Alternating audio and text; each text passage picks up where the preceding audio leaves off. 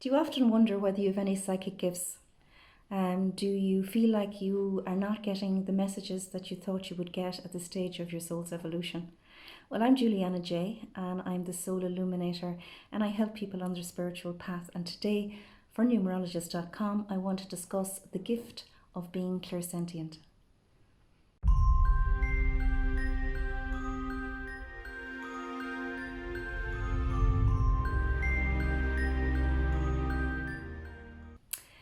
You know, there are so many ways that you can get your messages from Source, your guidance, your signs as to whether you're on the right path or not. And I know when I began to evolve, the first two senses that came through for me was clairsentience and claircognizance. And this was very confusing because in the world that I was in the psychic circles I was in, the emphasis seemed to be always on clairvoyance. So to be clairsentient means you can feel in your body. To be claircognizance means that you've got a clear knowing. To be clairvoyant means you've got clear seeing, and being clairaudience means you've got clear hearing. Where the confusion lay for me, I think, was I felt like unless I was getting messages that were voyant, unless I was getting movie reels played out, unless I could see spirit behind people or in front of people, unless I could feel the colours change or the apparition of an angel, then I really wasn't psychic at all. And this changed very quickly for me when I began to understand a lot more of the variance in which all of our psychic gifts come through. And it's like a muscle. As we develop spiritually, eventually all the psychic gifts come in, and we can see and we can feel and we can hear and we can know. But it's not important which ones are God-given to you, which ones have come as part of you. What is important is that you're able to decode and understand the language of the body. And for people who are clairsentient, they have a huge sense of clear feeling. So they're the feelers. And they feel deep in the body.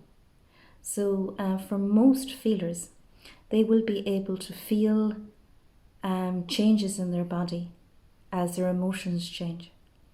They'll be able to sense gut feeling at a very, very strong level. They may even be able to sense the pain of another person. So they could be highly empathic and actually feel the pain for another. So when you're watching a movie, you may be very moved by the pain that's going on in a war film. And it may feel like you're walking in the other person's shoes. I know from my point of view as a healer and an energetic healer, I would often get the signs and the symptoms that were going through the body of the person who I was healing, which at the beginning was very, very draining for me and very, very difficult for me until I learned keys, tools and techniques to be able to feel what I needed to feel as a sign and then to let it go. And this took a lot of honing, a lot of understanding, and a lot of reverence for my own energy field.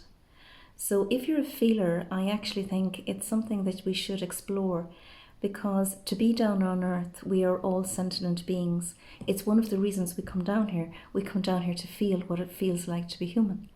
So those who are feelers, to me, are very evolved souls.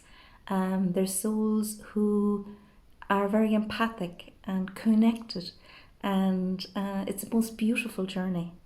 Once you understand the value of holding your own energy field in its highest regard and having a great energy protective scheme going on within you where you're able to cleanse and clear your energy field. So I call it energetic hygiene, really, where you're able to protect your own body. This is something that if you're not able to do, you should go to a spiritual coach who can help you with this, because it really will help you to honor the beauty of the gift of clairsentience and clear feeling without having to endure the trauma that can come with feeling everything for everybody about everything. So it's important to be able to understand what is your energy. What is your energy body? What is your energy auric field?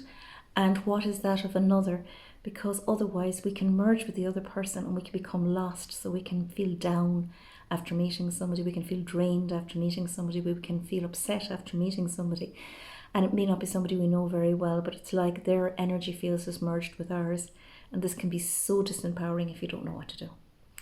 The second one you may resonate with is that feeling of being able to sense energy in a room. I've had many people who couldn't sense the energy of other people very densely, but they could sense the energy in a room very densely. So they would be able to feel spirit in a room, feel a coldness in the room, feel a change or shift in the energy of the room. They would be very susceptible to the history attached to a building. So maybe if they went into a war museum where it might be great for their friend to go around and look at all the war memorabilia, for them, they may feel the energy of the instruments, the tools, the weapons that were held there. Though you may be in a beautiful building that is newly built, you may sense the energy of people who may have lived before. You may sense a denseness in the energy. I know when I was working up in the west of Ireland, I used to do a lot of readings, and many people came in to me talking to me about the denseness they felt in their homes. And this was around famine times. A lot of them lived on the famine path, where people would have left their homes and have walked the famine path. And there was a sense of sadness in their homes. There was a sense of density in their homes, and this was something that their children often felt very deeply, or they could cry all night or be very unsettled, or they may feel it themselves. And this is a huge topic if you're very sensitive to energy. It's amazing. It's an amazing gift, but it's something again that needs to be worked with, or it can really disturb the frequency in your home, in your life, and in your energy field. You may be sensitive to the feelings of animals. So I had a friend who was so sensitive to the feelings of animals, and I remember being in Bimini, and as we passed all the beautiful conch shells that were in heaps and piles from the fish, she used to get an overwhelming sense of sadness, because obviously these were faithfully departed, and she could sense the energy around those fish. So it's quite an amazing gift and way of messaging around animals, and it can draw you in for advocacy of caring for animals, loving animals. But again, if it's not well honed and you're not able to clear that energy from your field, it actually can have a detrimental effect on your health unless you actually learn tools and techniques to help you. Another one common trait of those who are very clairsentient is that by nature we are analysts. So we analyze everything. So we're fantastic at putting the jigsaw and love life together. So we're constantly looking for bits and clues. So if somebody asks us to make a choice or a decision, we can be a little bit slower than somebody else at making them, because we actually are looking for the divine, feminine, appropriate solution in all we do. So we're going to think of all the different angles, and we're going to see which is the most appropriate solution for all that are involved.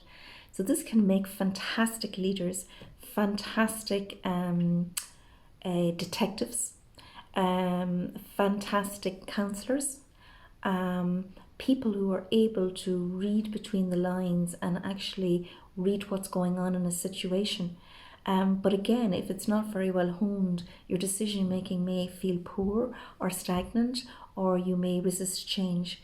So again, it's very important to start to look at this part of your life and say, is my decision making weak? Do I need to improve my decision making? Do I need to find ways of making that easier for me through meditation, through journaling, and through analysing just the core components of my why? And important to look at, because your gift is beautiful, but again, if it's out of balance, it can cause jip and cause trouble, so it's worth a look at. You may love role playing, so role playing may be very important, and you're usually a kinesthetic learner, which means that you like to do things for yourself. So if somebody is demonstrating to you how to cook, or how to knit, or how to sew, or how to put something together, or flower arrangement, you really may not be able to fully understand whether you can do it or not without doing it. So if you've got a very visual person, someone who's clairvoyant, maybe they can see it once and do it because they can remember the steps visually. Or somebody who's clairaudient can hear the steps and retain the steps. For clairsentient, usually we need to write down notes, so you'll be a note taker and you'll actually value having those notes and going through them, but you'll also like role playing to make sure that you actually have got a good sense of what you're doing. So it's actually important to be able to look at this as well. We tend to be somebody who values hugs and touch.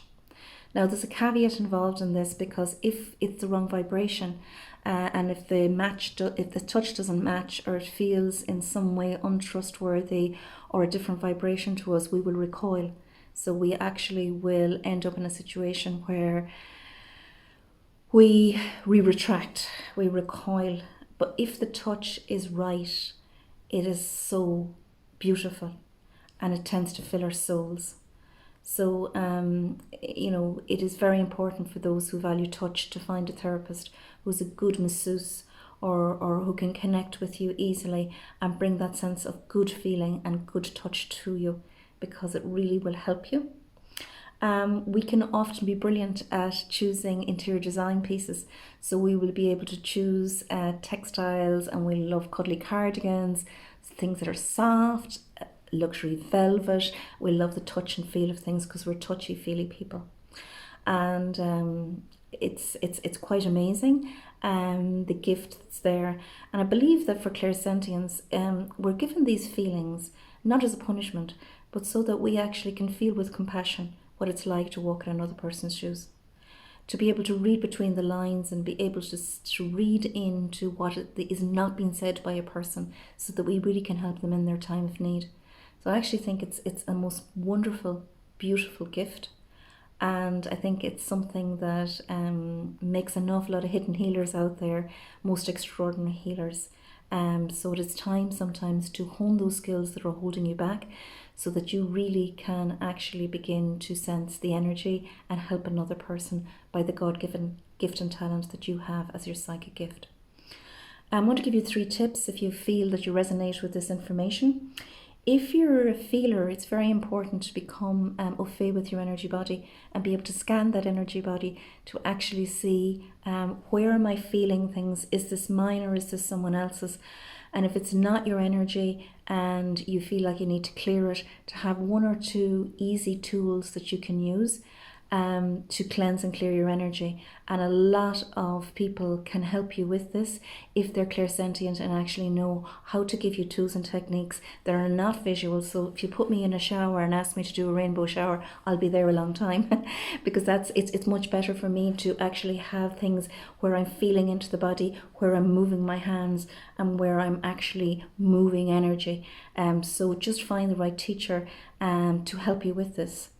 Because I think it's once you're on that road, you can fly, and you no longer be distrusting of everything or nervous of your career path, and you'll be able to really value who you are at a soul level. Another thing that's very, very important is learning to journal.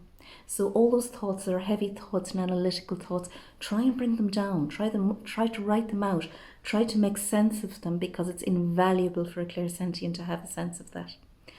And the third one is learning to meditate, learning to clear our head of all the heavy stuff that may feel that it's all clogged in there, and actually coming to meditation with no particular reason for being there except wanting deeply to know that we are clearing our heads, we are surrendering and releasing, and we're just coming into a sense of peace. And this is a really pet subject of mine. So if this has resonated with you, please tell me which point resonated and why. And let's use this beautiful tool of numerologist.com and Vehicle to join those who understand what it's like to be in the world of clairsentience together, and to empathize with each other, to support each other, and to propel each other along. And I have so many more videos, so please subscribe to this wonderful platform on numerologist.com so that we can learn together as we go along our spiritual path. This is Julianna Jay, the Soul Illuminator for numerologist.com. and I'm bidding you namaste.